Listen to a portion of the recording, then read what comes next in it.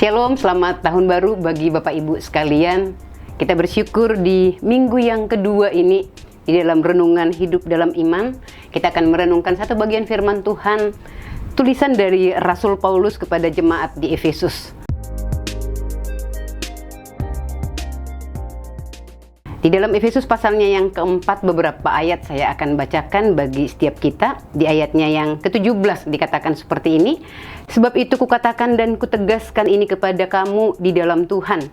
Jangan hidup lagi sama seperti orang-orang yang tidak mengenal Allah dengan pikirannya yang sia-sia. Saya lanjut ayatnya yang ke-20.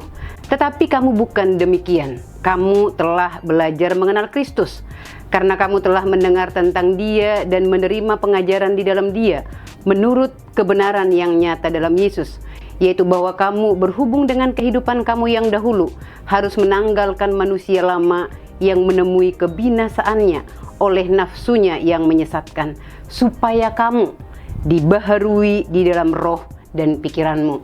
Saudara, tentu tiap awal tahun kita sangat mengenal istilah resolusi.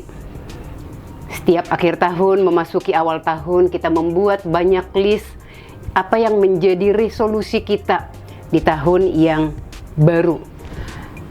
Namun pada kenyataannya kita harus akui, bahkan mungkin belum lewat di bulan Januari kita sudah gagal menjalankan apa yang menjadi resolusi kita itu. Nah, saudara-saudara, sebenarnya apa sih yang membuat orang umumnya ingin membuat resolusi? Tentunya saudara, karena mereka merasa diri kurang baik menurut standarnya sendiri, menurut standar daripada orang lain, sehingga berusaha untuk lebih baik dan lebih baik lagi dari yang sebelumnya. Saudara, ini hal yang baik. Ada satu kesadaran dari diri kita bahwa kita nggak terlalu baik. Kita banyak melakukan kegagalan, dan lewat resolusi ini kita ingin berupaya memperbaharui dan mengubah diri kita menuju sesuatu hal yang baik. Namun saudara, hal yang baik ini tentu kalau kita lihat dari perspektif Alkitab, kita harus sadar saudara-saudara bahwa untuk seseorang itu berubah, ternyata nggak cukup hanya dengan mencoba lebih keras, nggak cukup hanya dengan menulis komitmen lebih banyak. Bukankah tiap awal tahun banyak di antara kita juga yang menuliskan list apa yang menjadi resolusi kita? Nggak cukup hanya dengan saya berusaha lebih keras atau menulis banyak komitmen. Karena pada dasarnya saudara-saudara, tindakan-tindakan kita itu, perilaku-perilaku kita itu dipengaruhi oleh hati kita, bukan oleh komitmen yang kita tulis.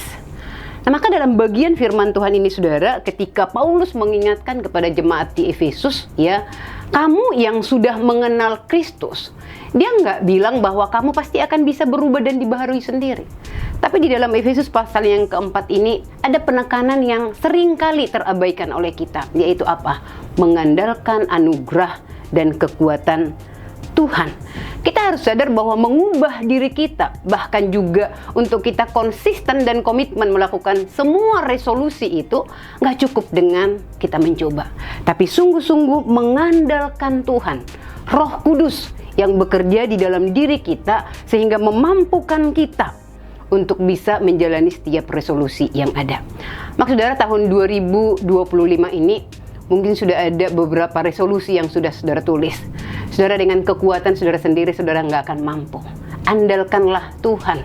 Dan teruslah penuh dengan kuasa Tuhan lewat doa-doa kita yang sanggup untuk menolong kita untuk menjalani setiap resolusi, komitmen dengan setia dan konsisten. Maka selamat memasuki tahun 2025, andalkan Tuhan. Berubahlah oleh pembaharuan budimu dan andalkanlah Tuhan di dalam segala perubahan-perubahan yang saudara inginkan. Kiranya Tuhan Yesus memberkati.